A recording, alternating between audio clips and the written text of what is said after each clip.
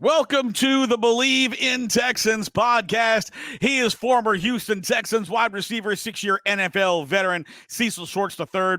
I'm Patrick Creighton, host of Area 45 on Sports Radio 610, your flagship home of the Houston Texans. And, Cecil, we've talked about this in some of our previous iterations of this podcast, being it's kind of the second off season, right? So you got a first off season, then you have OTAs and minicamp, then you have the second half of the off season before training camp. And this is the part of the off season where teams are like, please don't do anything stupid.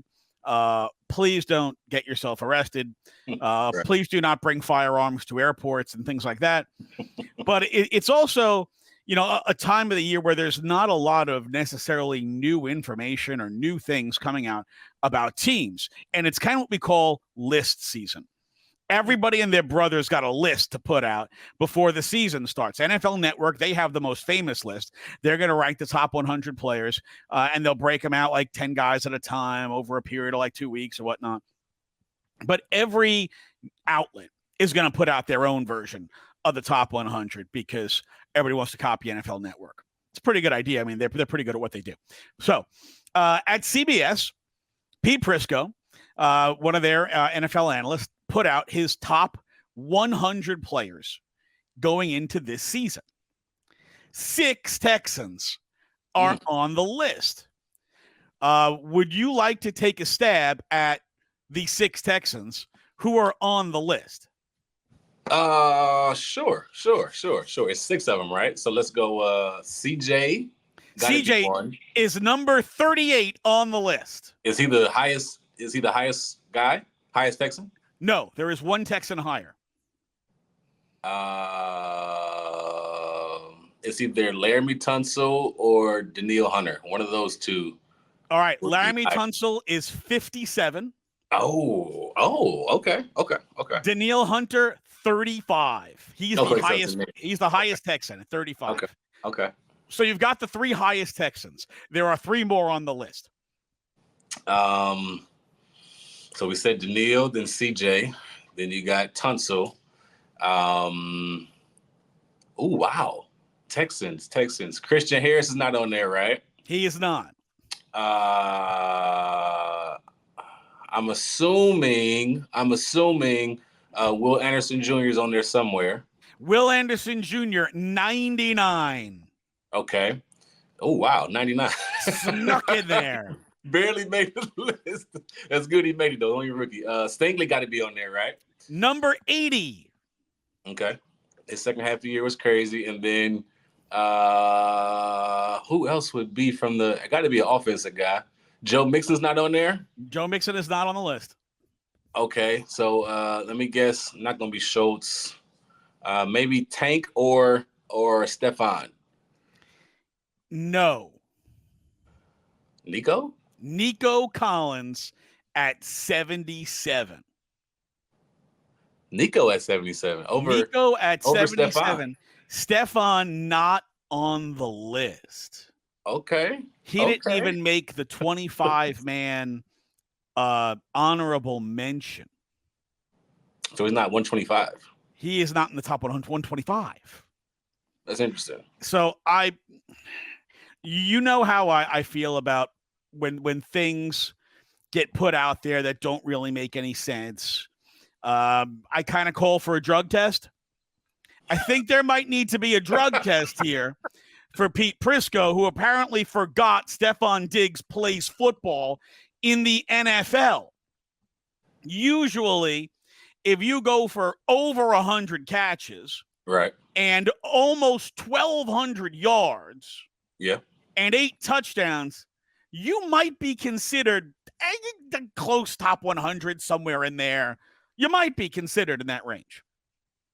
Well, so I did some quick research when we were talking. There were 17 receivers chosen in the top 100. 17. And then in the honorable mention, there's 1, 2, 3, 4, 5, 6, 7, 8 more receivers chosen over him. So that's 25 receivers. So you're telling me there's 25 receivers better than Stefon Diggs? Like, are we? I love Pete. Met Pete, talked to him a couple of times. Awesome guy. That's asinine. I don't get it. 25 receivers better than Stefon Diggs? 25? There's a word for this, Cecil. 25? It's a word that is composed of two other words put together. The first one is bull.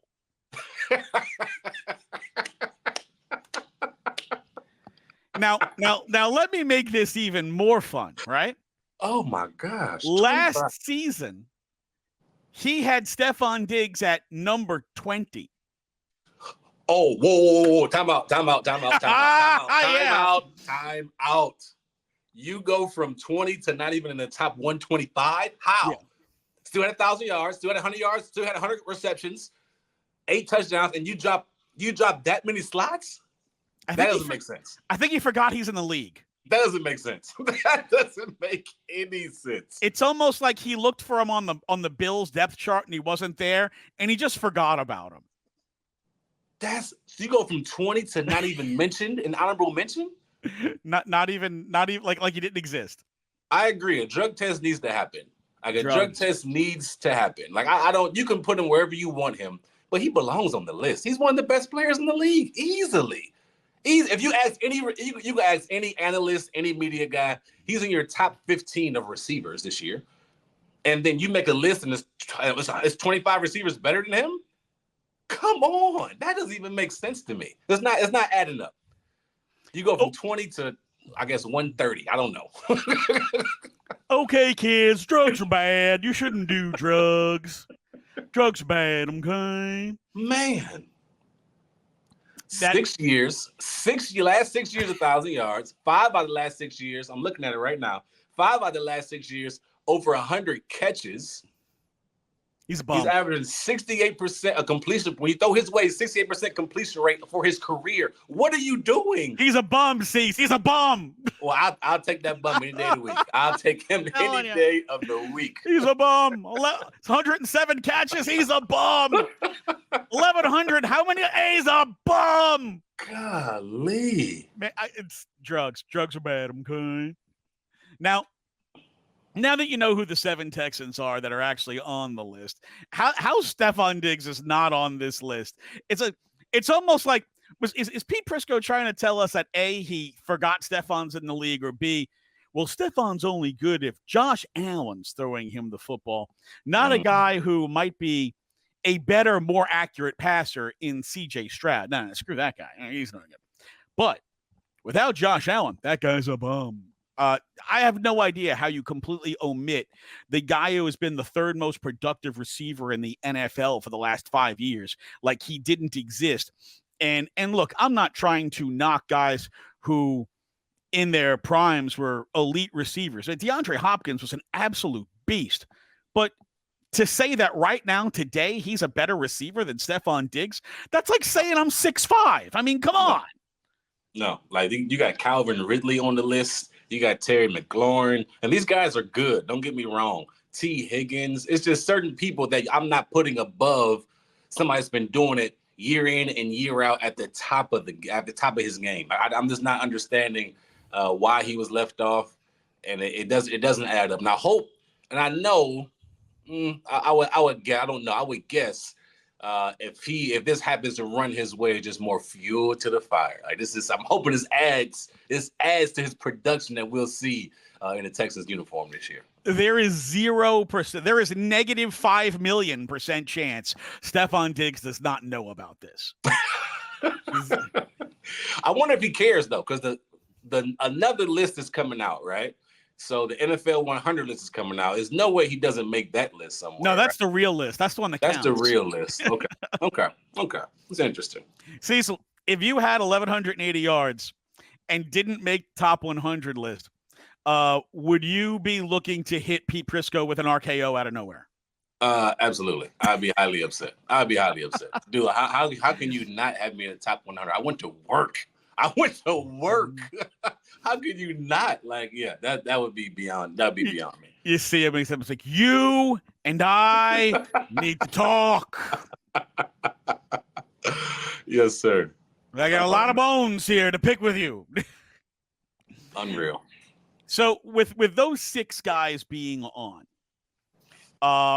let's kind of look into the future, grab our crystal ball, and Texans players that are not on the list this year, and we're not going to count Stefon because, number one, the fact that he's not on the list means drugs are bad, okay? So he should be on that list. But Texans players who are not on this list and aren't likely to be on any other list, that a year from now, you think they will be on a list. Who would you have Texans players not on a list this year, but next year they should be on a list? Christian Harris. I think Christian Harris is the first name that comes to mind. He is somebody, second half of the year was sideline to sideline, making play after play, whether it was against Derrick Henry in the running game, whether it was picking off Joe Flacco for a touchdown in the passing game. He made his presence known week after week after week. And you can see his development was just continuing to ascend. So I think also the help of what's the new linebacker they got this year from Tennessee? Wanted to come here before. Oh, Aziz Al-Shir. With him helping out with Harris, along with D'Amico, I think that's going to really help him ascend and do some good things. So I think Christian Harris would be a name that pops up on list this time next year. Christian Harris on my list. I had three guys. Christian Harris on my list. Aziz Al-Shir also on my list as a guy who had a zillion tackles last year. And I think that we could see because, look, D'Amico doesn't like to rush more than 4. And he wants to get home with 4. But with the amount of times that you're going to face 3 wide, 4 wide, you're going to see a lot of nickel and maybe some dime package. And I think Christian Harris and Aziz Al-Shir are going to be the two linebackers who are on the field the most. Mm-hmm. When they get into sub packages, I think those guys stay on the field. So I think those two guys could have a truckload of tackles. And the third guy that I think could be on this list, somebody that you had mentioned potentially being on the list to begin with, and that's Tank Dell. Man, it is unbelievable to me that a guy who got shot a couple of weeks before training, before offseason training activities and minicamp, is out there running like nothing happened. Yeah, doesn't look worse for wear in any way. The speed is there, the explosion is there, the cuts are there. He's making plays, he's catching. Like, he did not look like he had a cold, let alone took a bullet through the leg. Yeah. And I think this year they're going to be smart enough not to have him on the end of the offensive line blocking in goal-to-go situations. I think they learned that lesson. So Tank is a guy that I think could have a really big season because teams are going to have to. I mean, look, you're doubling on Stefon Diggs. And if you're not doubling on Stefon Diggs, you're doubling on Nico Collins. I don't know that Tank is ever going to get doubled. And Tank one-on-one, that's got to have CJ and Bobby Slowick just like, yeah, Tank one-on-one. That's what I want to see. Yeah. I think he could have, even though I think he'll have like let's say less catches overall than kind of what his pace was a year ago. I think they could wind up being bigger damage catches, bigger chunk plays, because teams are not going to be able to account for him the way that they could account for him a year ago, because you now have added Stefon Diggs to the mix. And if you leave Stefon Diggs in one-on-one coverage, he's going to have 15 catches. So I do think that there is a lot of opportunity for Tank, even though it might not be as many targets. I think his targets could all be greater impact targets than they were a year ago. So Christian Harris, Tank Dell, and Aziz Al-Shir are the 3 guys that I think have a shot to be in a top 100 list a year from now.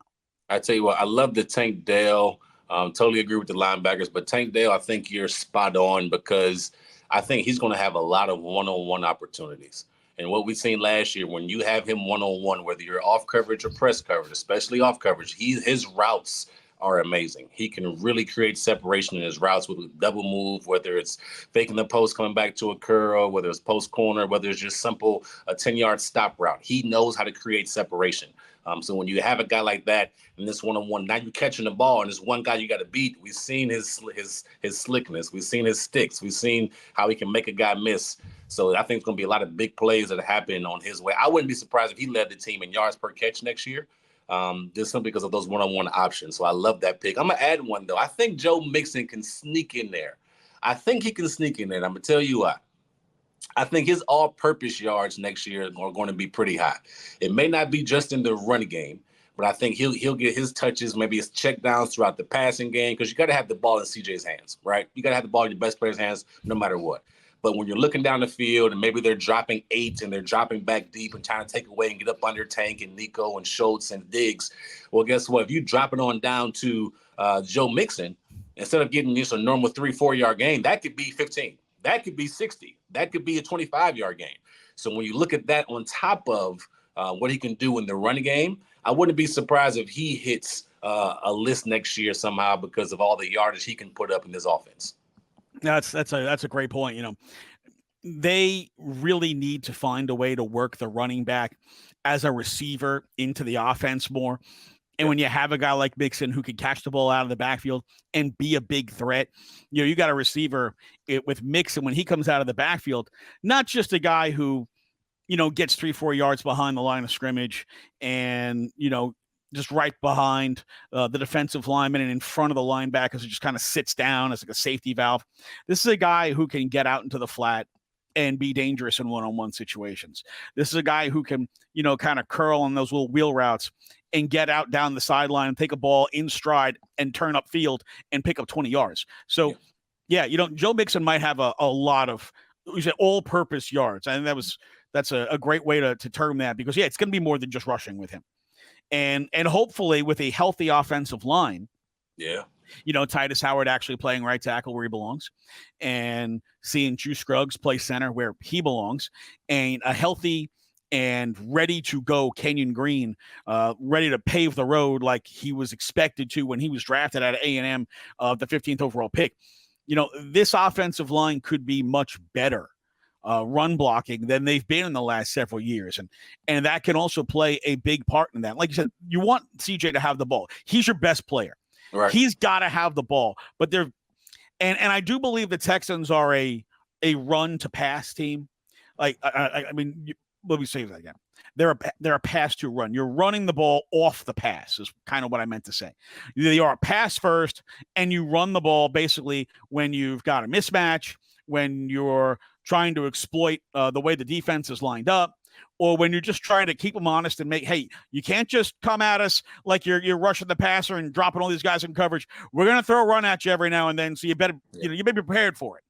You got to have that balance in there just to make sure defenses don't think, okay, they're going to be completely one-dimensional, and we can forget about having to keep guys in the box, forget about having to play the run, forget about having to fill gaps, don't have to worry about any of that stuff. So, yeah, I think Joe Mixon is definitely a guy that could wind up on a list like that. I'm really excited to see what Mixon does.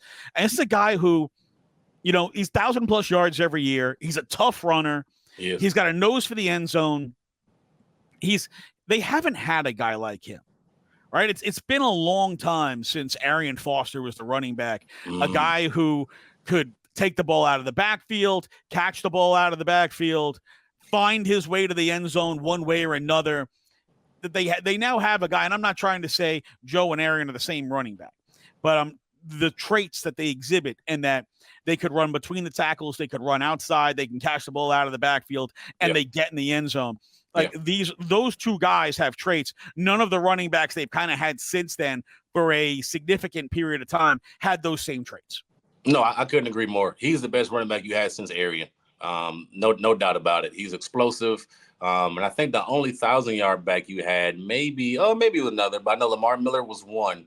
And he was explosive at times. But when you look at a complete back, that can do the things Arian did out the backfield when it comes to, again, all-purpose yards. He can catch it. He can run routes. Arian was a different monster. He can put him at receiver and run any route he wanted to. He was special. And I'm not saying Joe is there, but Joe can give you some glimpses of good routes, coming out the backfield, catching the ball, making the guy miss, being explosive down the field. So I expect him to have a really, really impactful year.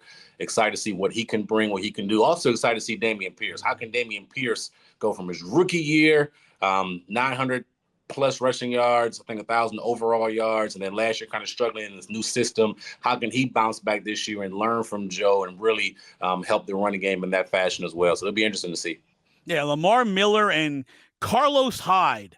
Hyde. The two running backs who went for 1,000 yards, I think, since Arian Foster. And Carlos Hyde had that, it was like a one and done type of thing where he was here. He wasn't supposed to be the starter. He wound up becoming the starter and, managed to get a 1,000-yard season, and then off he went to wherever he wanted to go. And, it's been a revolving door at the running back. Lamar Miller, I think, was the longest term running back since Arian Foster. So it's been a revolving door, and I think that Joe can kind of bring some stability to that for the next couple of years. All right, Steve. So let me pose a little something else at you, because this is something that I found to be really interesting. Owners discussing the idea of a quarterback salary cap. Okay. Now, I find this to be almost hilarious, because it's once again the owners thinking, okay, how can we go to the players and say, look, we guys give you too much money. You got to give some back. All right. They paid. Owners had a terrible habit of giving first round picks obscene amounts of money. Excuse me. Apparently, it is dusty in here. I don't know. No, you're fine. You were upset of what the owners are trying to do. Yeah, I wasn't a sneeze. I was really saying bull. Hey, we give rookies for too much money. We got to scale this down. We have to have a cap in place so that they're only allowed to make a certain amount of money. Mm-hmm.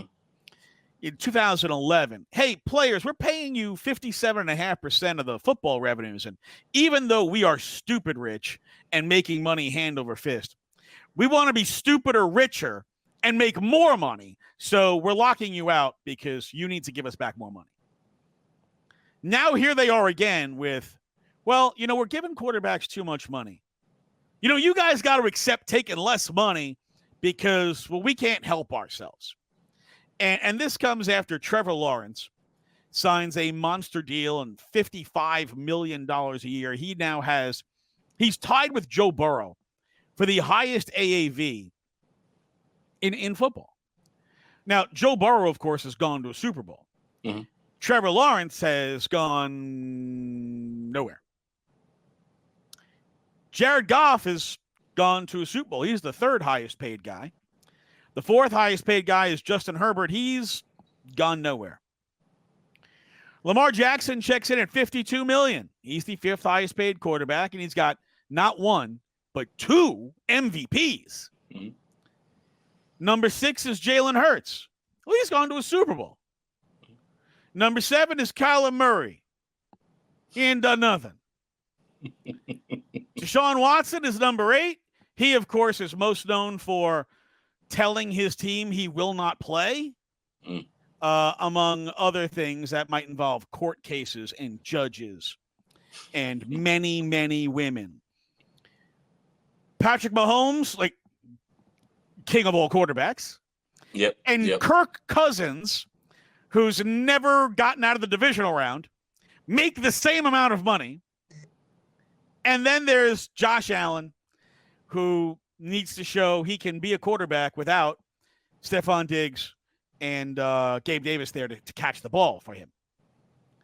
It's like a who's who of like polar opposites of the NFL. Like MVP, Super Bowl, haven't done a dang thing. MVP, Super Bowl, nothing. And this is the top 11 quarterbacks paid. All these guys making $43 million or more. You now have 6 players making over $50 million. And it seems like whatever the next quarterback is to get paid, that guy thinks I'm next, hence I get the most money. Like we've gotten away from the meritocracy of it and kind of gotten to the, hey, I'm next. And look, I am all for players being able to make every dollar they can. And if you've never won a playoff game or never gotten out of the divisional round, and there's an owner out there that wants to pay you $60 million, he should be allowed to pay you $60 million, and you should absolutely be allowed to collect it.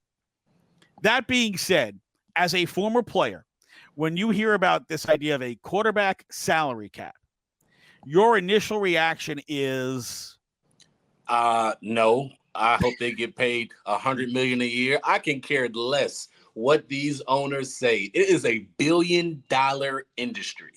A $1 billion industry. 20 billion last year, if we want to be 20 accurate. billion in 20 1 year, billion. in 1 year. 1 year. I could care less what the owners think. I truly could care less. I don't care. Mahomes probably deserves $100 million a year from what he's been doing the last 7-8 years. Like, he probably deserves it from an NFL standpoint, right? So I can care less. I hope they get all the money they can get. All of the money they can get.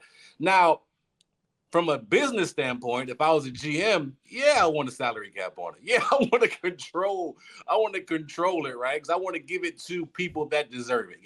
Give it to people that I feel like have won playoff games, have took them to the Super Bowl, that are truly franchise guys that can help us try to get over the hump or continue to make those deep playoff runs.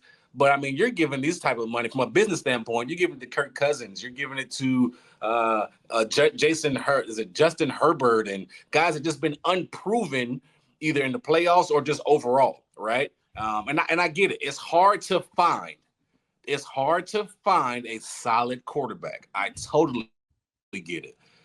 But at the same time,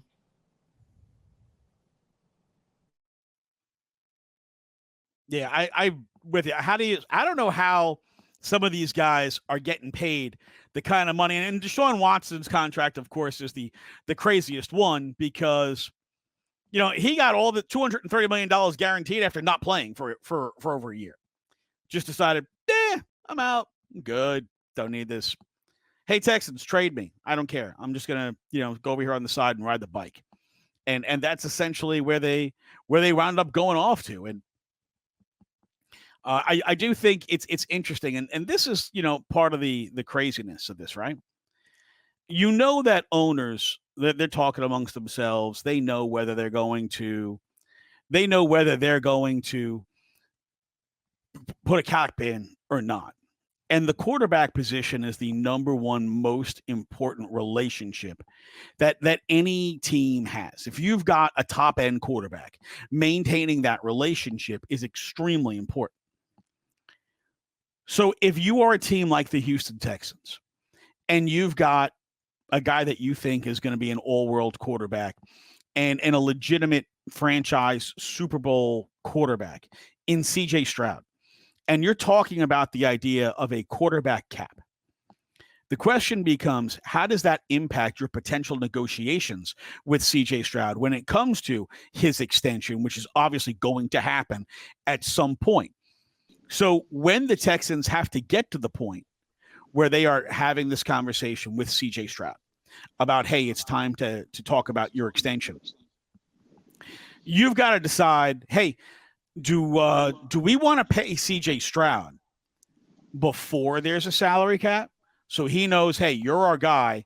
We know this is coming down the road. We want to get you taken care of before there's a limit on what we're allowed to pay you.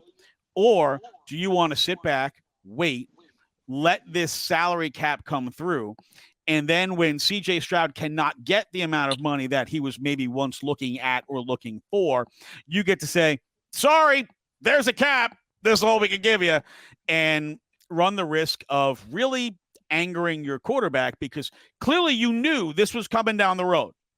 As owner, you knew this was coming. If you are the Texans and you know a salary cap is going to come at, like, say, at a certain point in the future, and that future is not that far away, do you look to sign C.J. Stroud before that cap goes in, or do you wait until after? You got to sign them before. You got to sign them before, and I think you got to sit down and have a conversation with them on the deal, right? So you sit down and say, hey, we're going to pay you. You're going to get this generational type of wealth. We want to respect you and what you've done and what you've earned, right? But at the same time, we need to continue success. We need you to take some type of team-friendly type of deal. So whether that's a longer deal as far as years, whether that's less money up front, however they want to go about it. I think you need to sit down and have a conversation about paying beforehand so that he knows you care about me, you love me, everything is all good. If you have a conversation, I think you're good to go. If you don't, I think that's where you get in the weeds. That's where you start to like, okay, do y'all really respect me? Do I really got to go out somewhere else and prove do I gotta hold out? Do I got to do this? Do I got to do that? But if you sit down beforehand, before the salary cap is coming, and have that conversation face to face, I think you're in good shape. No, I'm with you. I think because it's CJ, right? If we were talking about a player that did not accomplish what CJ has accomplished and has not led the kind of turnaround that this team has had because of him. Like if we're talking about just, all right, so he was pretty good, but not the kind of elite talent that we see that CJ Stroud is, I don't think you need to have that conversation. But you're talking about a guy that I think at the end of this season, we're going to talk about as one of the 3 best quarterbacks in the NFL, and that's not going to be with any caveats. Yeah. That's going to be as one of the 3 best quarterbacks in the NFL. We're going to talk about Patrick Mahomes, Lamar Jackson, and CJ Stroud as the 3 biggest dudes in the NFL. And because of that, I think you've got to make sure you take care of him before any kind of restriction comes into place. It's not just the respect, it's the goodwill, it's the, hey, you're part of the family and we're going to take care of you no matter what. And that guy now knows, hey, I'm a Texan for life. Yeah. And I think that's really, really important when it comes to CJ Stroud. All right, Cecil, before we wrap this one up, we're going to have a little fun. You know, it's the off season. And as a guy who's had multiple NFL contracts, maybe you saw in those contracts things that you were not allowed to do in the off season. I know that, you know, often there are contracts and they spell out specific things you're not allowed to do, like no jet skiing, no motorcycle riding, no ATV riding. What are some of the things that you've seen in contracts that you've had that you were not allowed to do in the off season? Nothing too crazy. So as far as the motor vehicles, like motorcycles, that was in it. As far as doing, and they kind of put it in language. They kind of put it in language where it's no. I forgot the terminology, but no, like danger, putting yourself in danger, basically, right? In the off season, that risk is your play or your condition to play on the field and be healthy. But motorcycles were definitely one. Jet skiing were one. RVs was another. RVs? Not RVs. I'm sorry. ATVs. Okay. ATVs. I was like, RV, it's just a big camper. You can't be in a camper. That would be crazy. But nothing obscene. I was more of a chill guy too, so they didn't really have to worry about me. Now, other guys in the locker room, I can't speak for, but for me, I was just more on the chill side. Now, was there ever something that you wanted to put in to get you out of something? So, for example, there's a story of a former NFL player who once tried to use the language of the things he can't do in his contract to get him out of dancing at his own wedding. What? And, you know, he tried to have it put in his contract, not allowed to do any kind of dancing because, you know, you could fall and tear up your knee or whatnot. What? It didn't quite work, but he did mention that he danced a little bit, not a lot, and didn't get injured. If you could go into your contract and say, hey, I need you to make this something I can't do because you're specifically trying to get out of something, what would you have put in your contracts that you didn't have to do it in the off season? Oh, some type of chores, some type of dad duties, some type of, you know, I can't wash the kids after this time, or I can't wash dishes or do the lawn, something of that nature to try to get out of, just so I can go home and relax. Because for me, it was always you leave work and you go back to another job, which is family. And it's amazing. It's amazing, as you know, it's a blessing, but it's some hard work. So sometimes it's work. Like that. Yes, sometimes it's work. Yes, for sure. I'm saying, like, yeah, you know what? Rotating blades are dangerous, so I can't cut the lawn or trim the hedges or trim the trees. Yeah, I can't do anything. You know what? Nah. Ladders are dangerous. I can't be up there. Can't clean gutters. Can't do none of that. Changing chandeliers or gutters or roof work. No, we can't be on ladders. That is dangerous. No. Hey, you know what? I'm allergic to this bug and that bug, and if I get stung, I could be in the hospital. You know what? I don't have to be outside anytime I don't want to be. It's contractual. Like, yeah, hey, it's in there in red print, baby, in red print. that would be like, yeah, I'd be finding things like, hey, I don't want to do this. Hey, you know, let's put this in there.